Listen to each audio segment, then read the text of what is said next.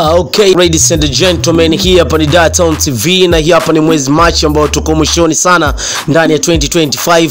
Karibu sana kwenye kidimba ndani ya Dar-Town TV. Mimi naitwa Big Boy Joe.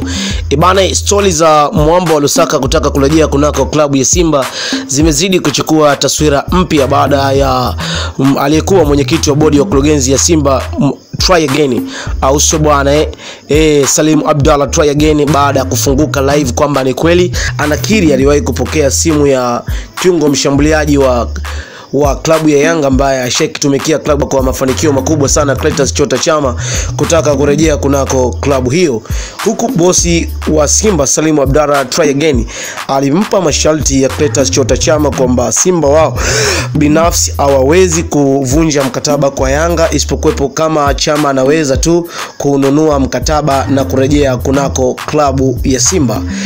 Dar-Town TV yametufikia kwamba imedaiwa baba mzazi wa Clatous Chota Chama ameenda mbali sana kwa mwanae kudai kwamba Chama alipokea simu ya masikitiko kutoka kwa baba yake mzazi kudai uamuzi wake kwa klabu ya Yanga. Hata familia yake haikuridhishwa, na hii inatokana tu na kipindi kile Chama ambacho alipata matatizo ya kufiwa na mke wake. Baadhi ya wadau wa Simba walisafiri mpaka Ndola kushiriki msiba. So far so good. Pia baba mzazi wa Clatous Chota Chama aridhishwa na mwanae kitendo cha kuwekwa benchi kwa muda mrefu kunako klabu ya Yanga. So far so good. Pia Chama anaona kama design aliteleza kuhamia upande wa pili, kwani siasa za Simba na Yanga, kushaini Simba na Yanga, hiki kitu hakijawahi kuwa chepesi. Mtu pekee aliweza kushaini akichezea Simba na Yanga inadaiwa mpaka sasa ni Athumani Idi Chuji tu, ambaye uwasha vizuri Simba na baadaye akauwasha Yanga, lakini baadaye hakuwa na mwisho mwema.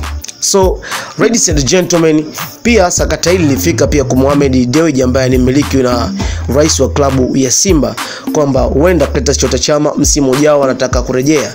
Baadhi ya mashabiki wa Simba wanadai kwamba pengo la Clatous Chota Chama bado lipo, kwani Jencha Zawa anaweka sana, anafunga sana, lakini kuna kitu pia kimekosekanika kwenye idara ya ushambuliaji wa Simba. Inadaiwa pia kocha mkuu Fadlu Davids anadai ya kwamba ameridhishwa na kiwango cha Clatous Chota Chama, kama atarejea ataisaidia timu. Wakali wa mambo wanadai huenda Joshua Mutale akapishana na Clatous Chota Chama, ambaye viongozi wa Simba mpaka sasa wanapiga hesabu kali za kuachana na winga huyu tishio, ambaye inaonyesha amepewa nafasi nyingi na ameshindwa kuzitumia.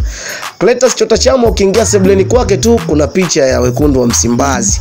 Hili linazidi kuchagiza huenda Mwamba wa Lusaka akatimkia tena kunako wekundu wa Msimbazi.